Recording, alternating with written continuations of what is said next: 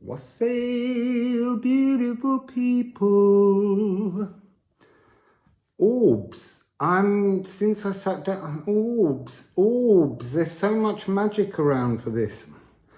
I'm going to do Seiðr Empath. I've been being connected with it overnight. Having long dreams of instruction, and I'm not sure. Physically, energetically, I'm up to the job, but I'm here. There are orbs. So this must be the moment. What is Seiðr?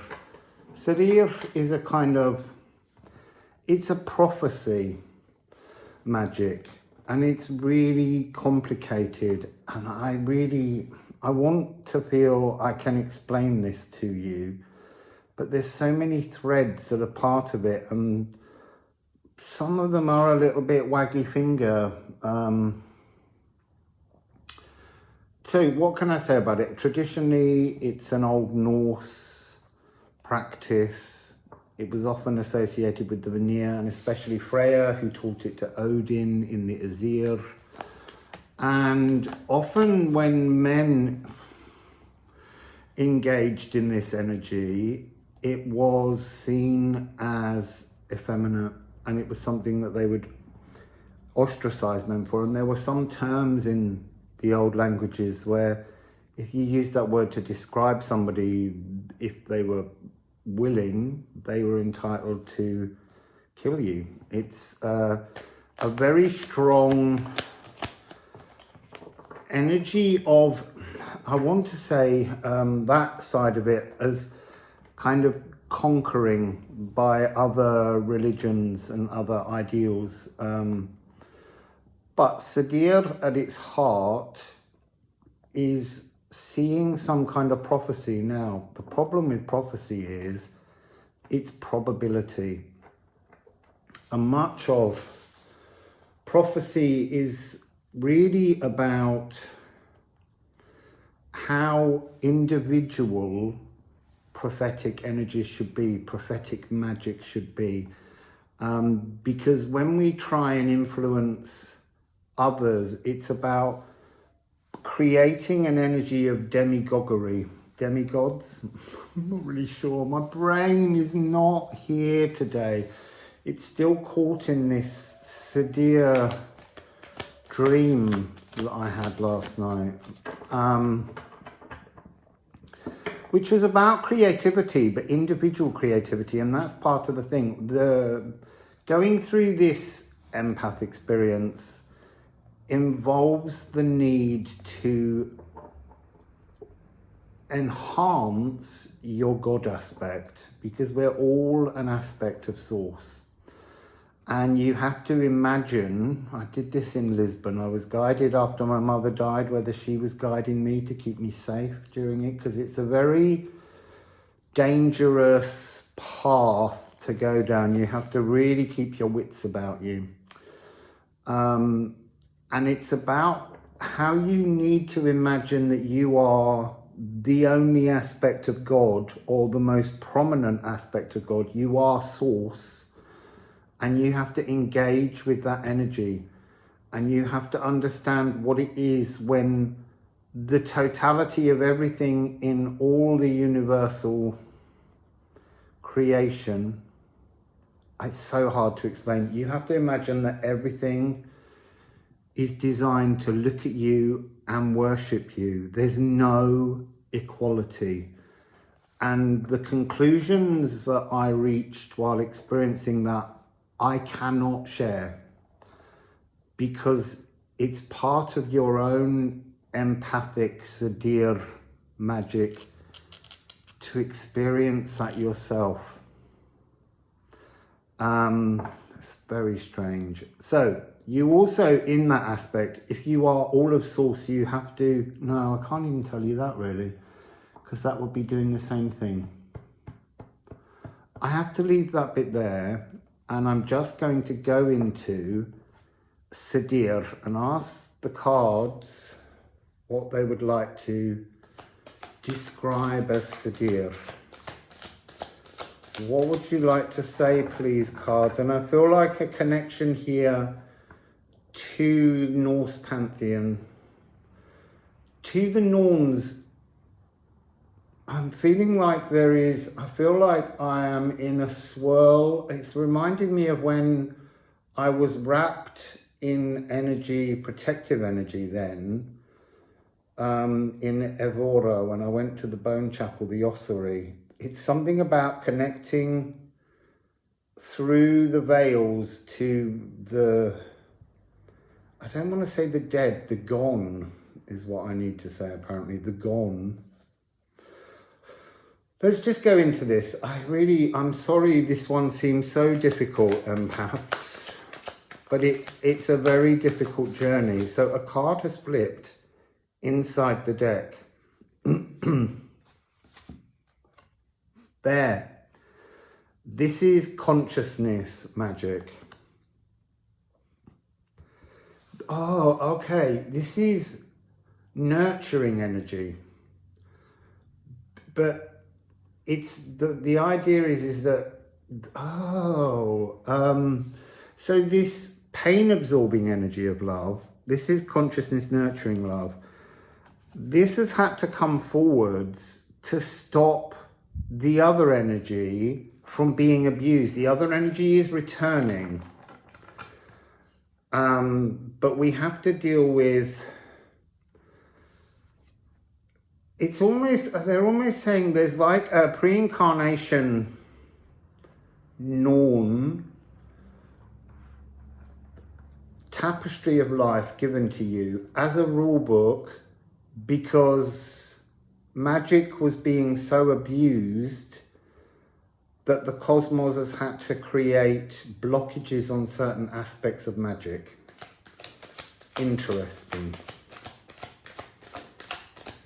So, it's funny, yesterday I took a picture of myself with this as my picture, and Reem, love you Reem, noticed I look like the magician in the Good Tarot. So I've gone from the Time Master to the Magician. So a little bit more please about this. I needed some humour then. Because this is a really dense subject. I can feel that wrapping of the energies. They're not choking me. They're just, this is a complex frequency, and it's a dangerous frequency because prophecy is probability. That's the thing I need to say. Oh, interesting. There we go.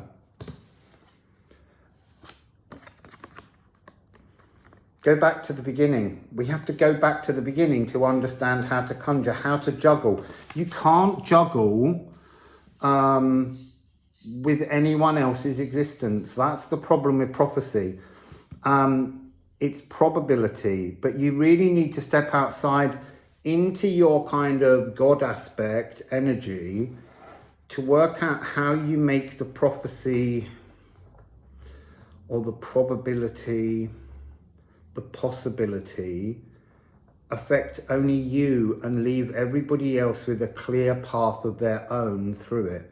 So there's something about when you do this, you have to switch to your God source frequency so that everything in your conscious knowledge is a worship accent or a worship frequency.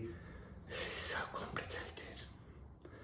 So that when you create the prophecy, the Seiðr, when you draw in the energy, you draw it only into you and it shines out of you, and anyone else that sees that, okay, so imagine you lived in a tower block, and this tower block has 4 sides, and people can see out of the tower block on their sides. They've all got a different aspect of the world that they view. And there's a rumble of thunder, massive sound, just like a rumble of thunder. Oh, there was another orb. Oh, and another orb. A massive rumble of thunder. And from most sides, the people just assume there's a storm coming, and they might look to their windows to look at the storm, and they don't see a storm, but they think, well, you know, I heard a rumble of thunder, and that happens. and they ignore it. But on one side, that rumble of thunder was the appearance of a flying unicorn or some other mythical, wondrous thing that doesn't live within our world. And at first, they would see this as shock and they might go out. But many people won't ever appreciate that groundbreaking energy, and it's not your right to make them. That's the energy of prophecy. So there's something about Seiðr, or all the readings I did until the other day have always involved, an outcome. And that's where we go wrong. There's probabilities and you call them in. And in Seiðr, you see a prophecy, you decide whether you want to make that energy something that you'd like in your reality. It's your choice. But sometimes if we make certainties or call out absolute notions of something that is going to happen, you're actually stepping over the boundary and offering people hope, joy. You might be offering them love, but you might also be offering people trauma, thought nightmares.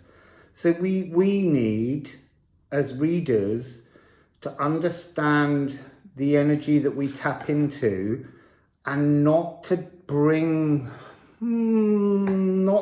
this energy to people when it's not their pathway. We need to constantly say, I know we all do this thing of going, if it doesn't resonate with you, just take what resonates. It's not acceptable to just say that. We need to be much clearer that there are probabilities. And we're not, because we're still saying, if this absolution doesn't resonate with you, don't follow it. But it still gets inside their head and plays an idea. Someone could have watched a series of readings that I've done and they've been following a path, and then a reading comes on, pick a door, and they pick a door and it's not the door they want, but it gets in their head and it affects them. And that's why we need to be open to this idea of saying they're probabilities. They're possibilities, but it's your decision to action things. But we have to remember that thoughts can action slippages, landslides, emotional traumas. So, what else would you like to say about Seiðr Empathy? This wonderful magical frequency. Our splitting of pathways is the energy. So 2 cards came out, one in reverse and one the right way up. So showing that you never see both sides to a solution, and that's what I've just been saying. Another little orb. And I'm grateful for them, thank you. So what do we have here? There's something about this coin. This is Lancelot du Lac. And in the stories, Lancelot is brought up in Avalon. And then he steps into the real world. This is about us. We are all brought up in Avalon. Our souls reside in Avalon. However you want to see it. You can call it heaven, you can call it soul pots, you can do whatever you want. But the idea is that when we're not incarnated here, we are in bliss. We are in magic, and we are in a timelessness. And this is about choosing to step with not your wholeness of consciousness into a world, a physical world of time. Now, the card not showing was the Empress in reverse. I want to say that this is this energy again, but this energy is us in total. This energy is what's left as we step away. I need to go that way. As we step away, there's more of you. There's a greater consciousness, but you're stepping now into a physical experience. And this is nurturing love, because that's the energy of consciousness, nurturing love. Physical world love is the pain absorbing, non-judgmental love. And that is the hardest thing in the world to discover in your physical body. And that's part of this Seiðr, is the idea that you're trying to bring balance. And so you need to look at fortunes as they come out in any form, and you need to understand what aspects of them suit your pathway to rewriting your physical being. King of Swords. I want to say that that's about being wise and balanced and in harmony with everything in the world. Your consciousness truly being embodied in your DNA in a conscious, beautiful, non-judgmental way. And at the moment when I look at what's going on in the world, we're being forced into judgments. We're being forced into feelings. And they're not our agenda. It's what the world does to challenge us to deal with our conscious truth. And it's seeking that truth. Oh, look, there it is on the base of the deck. I'm not going to put it out. What else would you like to say, please, about Seiðr? Right, now we've got a 1 and a 3. So the 1, look, oh, it's so beautiful. In this deck, this is about gold. This is about light. This is about energy. This is about bringing our consciousness into the world, and all of the sort of golden crowns that we can obtain of good conscious energy. We have to find all 10 somehow. I don't know why I said that. There must be 10 on there. 1, 2, 3, 4, 5, 6, 7, 8, 9, 10. All 10 golden consciousness crowns in order to transform into something for ourselves. The other 3. Okay, so this is a blockage, but this is a blockage. This is this. This is, we're not allowed full access to our total consciousness, to the fully enlightened. I've been recently sensing that that's not part of things. They're glimpses. Seiðr is a glimpse. And it's like this energy is guarded by Queen of Swords frequency. We're trying to upgrade ourselves to being this, but we've got to match an understanding. This is that energy of you've got to play in your imagination. You have to be God. And as I said before, I can't tell you what I experienced to enter that realm and to step back out of it safely without losing my marbles, without going into a sort of messiah complex. It's a very tricky frequency. I'm being shown pairs, not pairs as in 2 things. The fruit of the pear, the cosmic pear. And that's something about, it's the shape of the pear is about filling the vessel. And many times we don't fill our vessel with full consciousness. It's sort of somehow half-hearted. And it ends here with this energy where we've gathered more information and we feel free. And there's something to do with time. What are you showing me about time?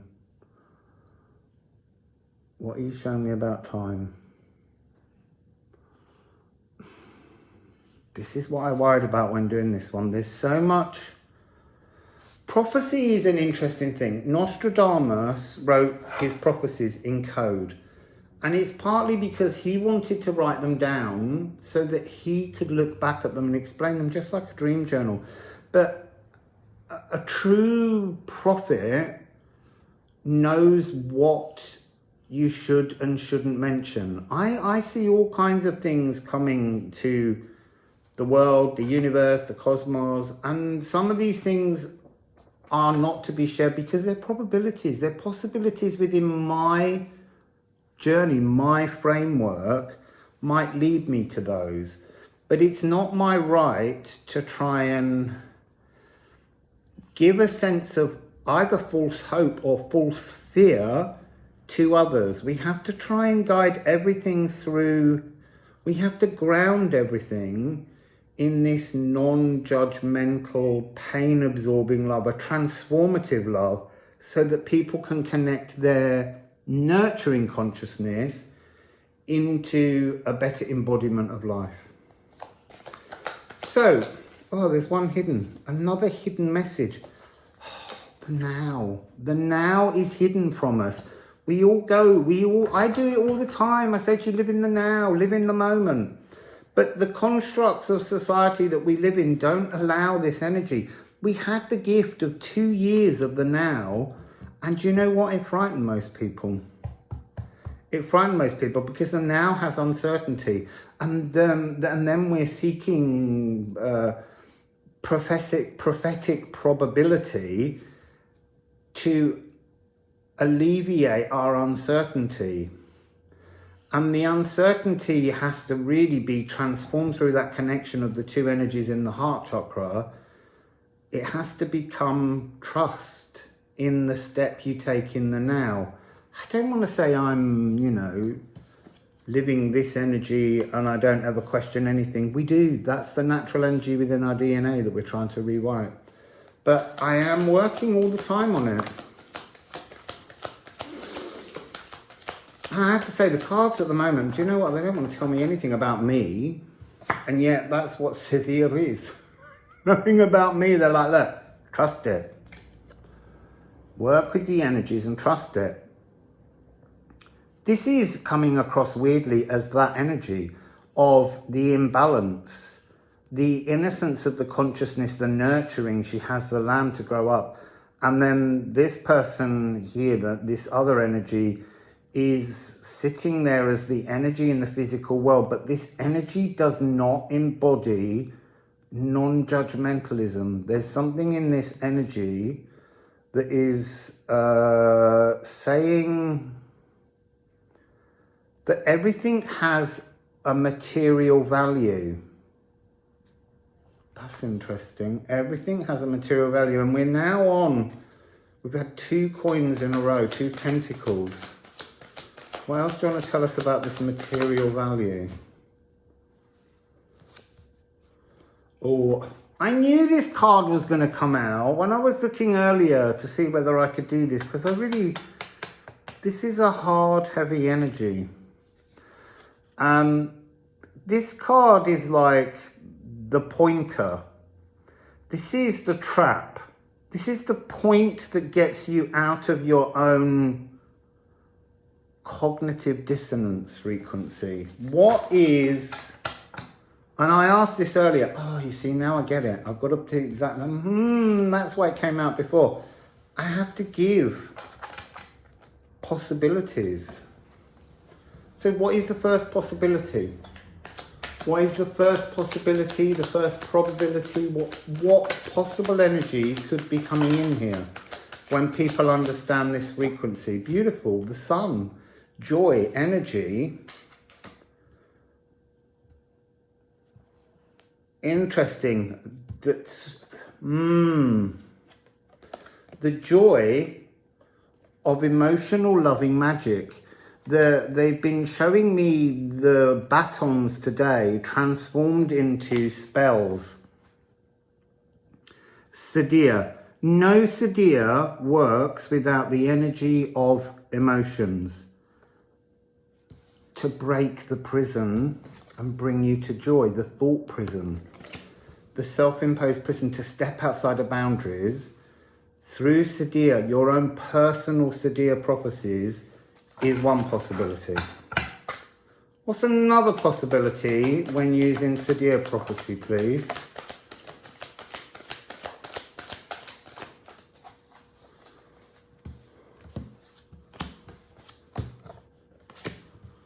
Okay.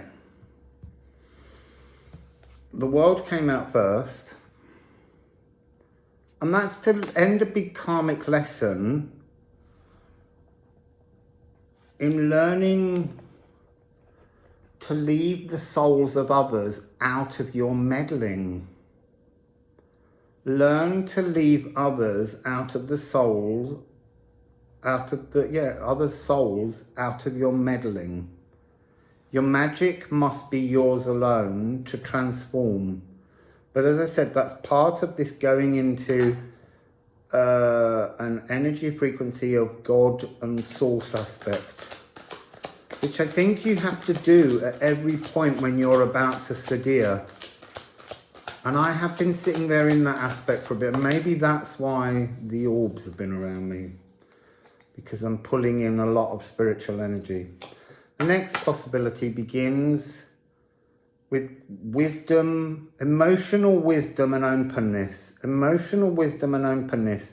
I'm hearing not bleeding in to your messages. Don't allow yourself to be the message. Your journey is just your journey. It doesn't matter how wonderful it is, it's still just your journey. And each person's on another journey. What's coming with it?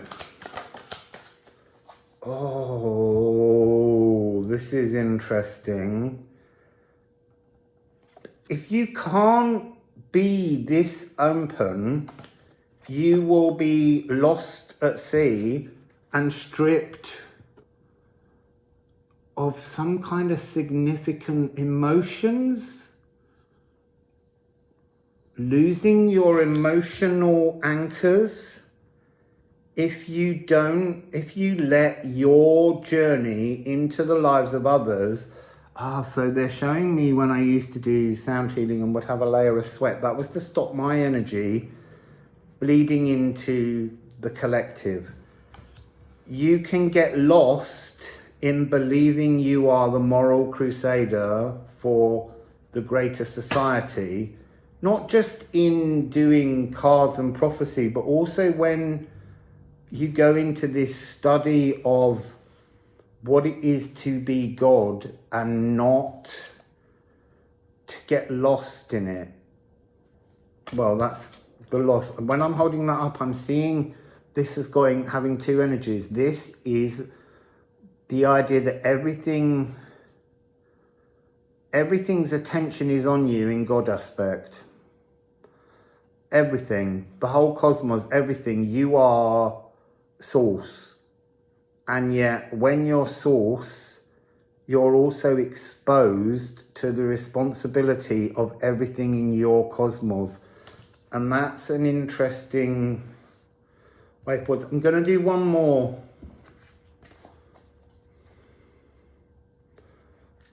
There was a block of cards over there and they're saying to me, you lost them. And that's the point. You lose part of your entirety if you don't work. I've lost the word. If you don't work not sensibly, not cautiously, responsibly with Seiðr.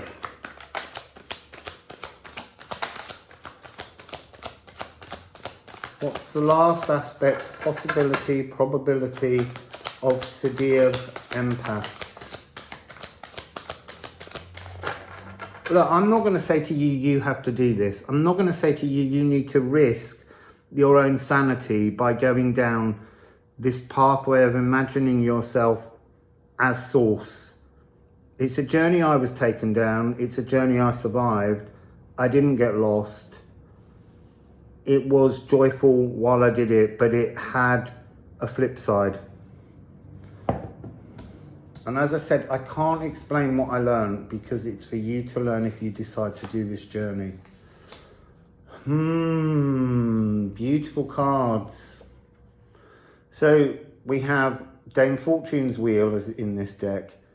This is I reign, I will reign, I have reigned. This is God complex somehow in this energy, but you have to transform. In the exercise, you have to create the notion of pure love, consciousness, nurturing love that we had at the beginning. being poured into the physical vessel of our body, not somebody else's. And we have the Hermit. It is a lonely adventure in its sacred, truthful time. That's something that is coming across here. So, there we have. I want to end it because it's so complicated. It's such a difficult one. I'm sorry, I'm not trying to appear mystical, arrogant, or anything. It's another of the kind of philosophical journeys Spirit has taken me on just after my mother died, while I was doing my Sacred Earth walk with her. And I think probably she held my hand and made sure that I was safe and I didn't lose my sanity during it. So have a go if you want to. It's so strange. I bought out this deck because I thought that with this frequency coming in, that there might be a lot of kind of shadowy energies to express, and I haven't used this deck, and I'm not going to now. Just one little deck to really get to the heart of messages. Anyway, I hope this helps. I will be doing more of the empath. There's another little orb going past. I will be doing more of the empath, but I'm being told that I have to do them not shuffling the cards. They're going to tell me which one I'll do, when I'll do it, so that I truly understand how it all works. And there are other readings I need to do. I'm also moving into the city centre, so that will be very exciting. That's next week on the new moon. So until then, wassail, beautiful people.